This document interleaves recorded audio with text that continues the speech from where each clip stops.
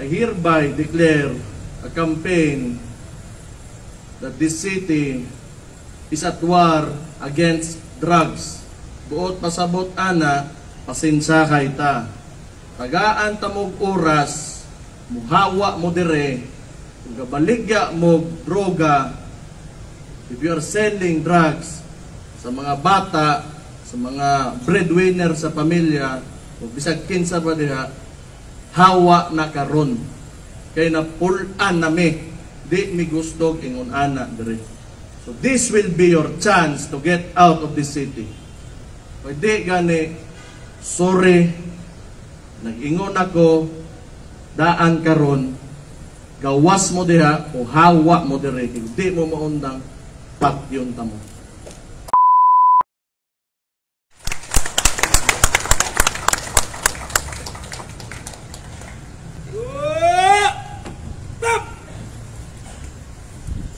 Please sit down. Thank you.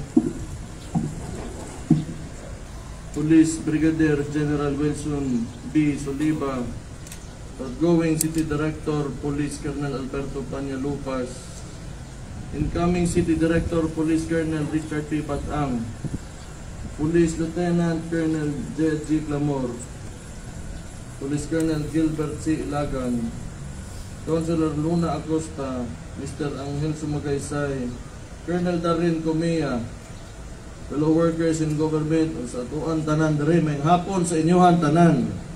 Sir! Okay. So first of all, dako kong pasalamat sa Police Colonel Lupas.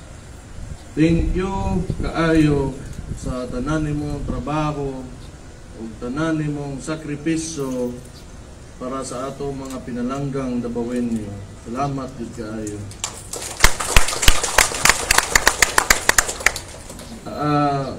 Amigo ta, okay, nga makitaan ko nimo diha sa masugatan ko nimo storya ako, amigo ta. Gusto ka mangita kag kastorya, naalang ko para nimo.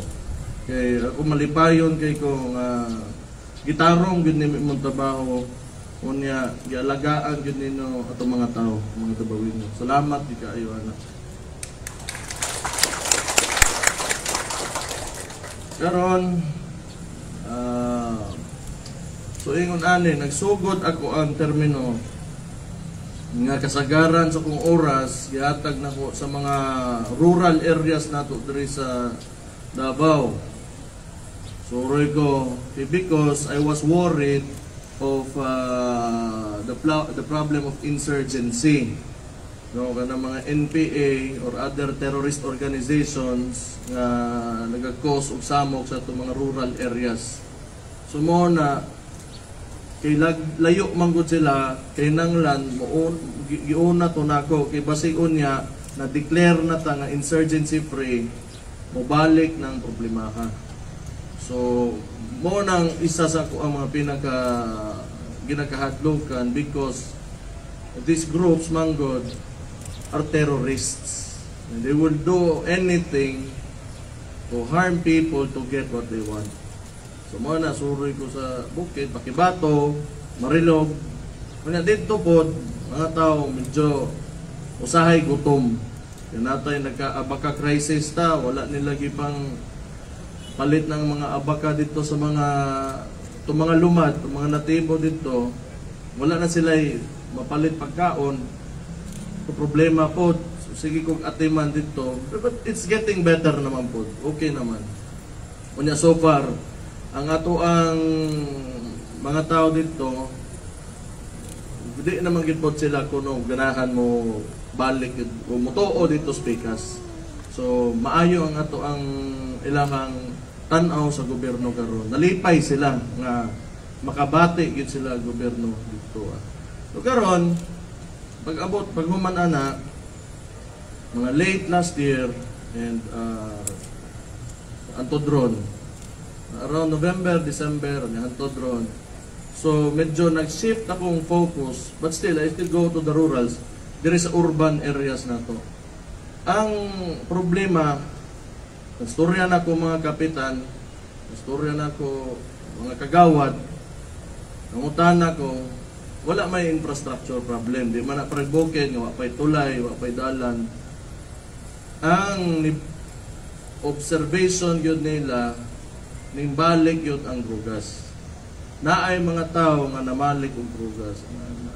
It's not because wala na to gibuhat atong trabaho, but you know, we cannot simply close our borders dire aning Davao. Okay, kung napatay border control dire, okay raman. I think PDEA just released kung unsa ka makalang sa dire, I think we're extraordinarily high compared sa mga ubang lugar. So everything is okay. Supply is scarce. Ang problema, ang kanang sabo, dali ra kay na itago, mupalit sila sa gawas, o asa man na nila kwaon, masuksok, masuod nila dire. So ano, problema ta diha. Davao man eh, no? Pag kana gani istorya ha, hardline gyud ta diha. Dili gyud ta mosugot ana. Dili gyud ta mo allow. Balik-balik naman siya. Kabalo ko sumol na kay ni paminawon. Balik-balik naman eh. No, di kita mo allow na yung mga bata, inosente, mga teenager, or mga pamilya, masudlan anang butanga, mga guba ang utok, madaot, onya. So, I hereby declare a campaign that this city is at war against drugs. Buot pasabot ana, pasinsa kay ta. Tagaan ta mog oras, muhawa mo dire, kung gabaligya mo droga, if you are selling drugs sa mga bata, sa mga breadwinner sa pamilya, o bisag kinsa pa diha, hawa na karon. Kay na pulan nami, di mi gustog ingon ana dire. So this will be your chance to get out of this city. Pwede gani, sorry, nag-ingon ako, daan karon, gawas mo diha o hawa mo dire, hindi mo maundang patyon ta mo.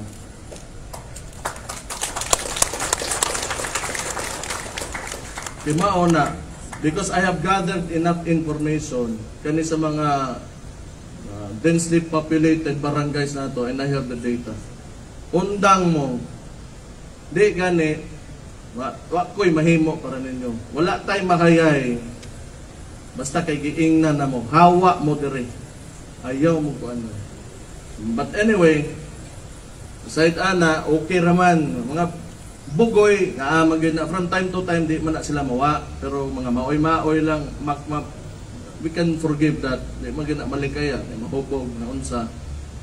Walay abusado, walay ka ng angas, ka ng magbuli-buli, everyone. Okay na na. Labi na kung kita nasa serbisyo, politiko, police, sundalo, best behavior kita while out on the public, nata sa publiko. Kaya kita mo ehemplo sa mga tao, magtanaw na sila nato nga mo ilang sundon. Kung makita nila nga abusado, walay batasan ang ilang mga tao sa gobyerno, they will think na it's okay po to behave in that way. So mo lang natiman-an nato. Unsa pa ba? Well, katura, it's very simple actually kung inyo halang subayon. Kung unsa ray sakto, kung ang tao nasa tama, maayo ang ginabuhat sa usa ka tawo, suportahin ninyo. Suportahin ninyo, tabangin ninyo, and you look out, as you know, as government workers, you look out for your constituents. Mga tao nga mga sakop ninyo. Look out for them. Ang welfare nila, asa sila naglisod, napabanay gikaon, mga na simple kay na mga butang, okay ba mo paminaw na ba kay problema? Pero pag abot gani sa krimen o tinarantado, katarantaduhan, kinanglan, brutal yun mo diya. You know why? Overpopulated, it's really hard to manage sa ingani ka dakong populasyon, sa ingani ka centralized na to karon diri sa Davao. Like everybody, almost everybody is here. Almost everybody. We have 4 million, 4.5 antibuok population sa Davao region, and 2 million of that is here in Davao City. So ingana, maunang ako pasalamat ko kang Police Colonel Lupas that he took the challenge na iyag yung bantayan ang ato ang dakbayan. So again, a round of applause for the former city director. So the incoming, sir, my pronouncements are clear. Klaro yun na. And I will stand by it until the day I die. Para sa mga taga Davao, magsakripisyo gid kita. Maura yun na. Kung gusto ninyo nga muasinso pa ta, musaka pa ta, o mulabaw pa ta sa asa tagaron, sakripisyo. Kay kung dili kita ang magsakripisyo, ang masakripisyo ang mga tao. Mao yun na. Sa mga tropa nato diha, nga kanang gatuoan gatuo kaayuhan. Salamat kaayo sa inyo ha. Di na ko kalimtan ang inyong ginabuhat para sa mga tao, ang inyong kaayo sa mga tao. Maura na ako malipayon kaayo nga nakakita ninyo karong adlaw, samtang nalipay pag mo nakita ko ninyo. May hapon sa inyong tanan, and God bless you all. Thank you. Thank you so much, sir. Once again, ladies and gentlemen, Davao City Mayor, Honorable Sebastian Z. Duterte. Thank you, sir.